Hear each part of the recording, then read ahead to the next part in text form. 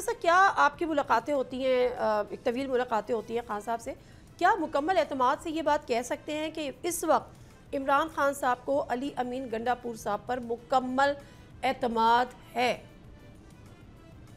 جی میں سمجھتا ہوں بالکل اعتماد ہے. اس کی وجہ یہ ہے کہ جب میری ملاقات ہوئی کل ہی تو انہوں نے مجھے علی امین گنڈا پور کے لیے ہدایات دی کہ اس کو یہ کہیں یہ کہیں یہ کہیں، مختلف موضوعات پر اور مختلف معاملات پر انہوں نے انسٹرکشنز دی جو میں نے جا کر ان کو کنوے کر دی. اور خان صاحب کے کوئی مجبوری نہیں ہے کسی بھی شخص کو وزیر اعلیٰ کے عہدے پہ رکھنا.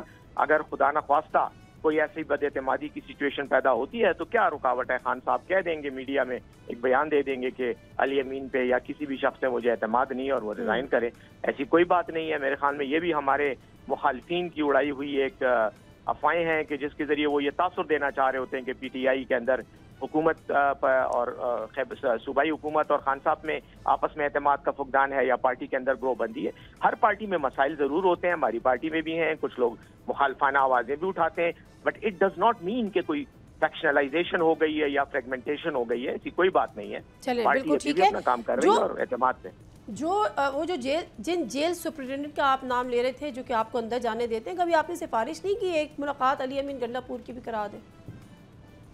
علی امین گنڈا پور خود وزیر اعلیٰ ہے، میری حیثیت سے بہت زیادہ طاقتور اور سٹرانگ ہے. اس نے عدالت میں سپریم کورٹ میں جو ہے وہ کیا ہوا ہے، کیا نام ہے، پٹیشن بھی کی ہوئی ہے کہ مجھے خان صاحب سے ملنے کی اجازت دی جائے. سپریم کورٹ چونکہ انتہائی اہم امور میں مصروف ہے اس وقت. سبسکرائب کریں اور بیل دبائیں تاکہ کوئی خبر رہ نہ جائے.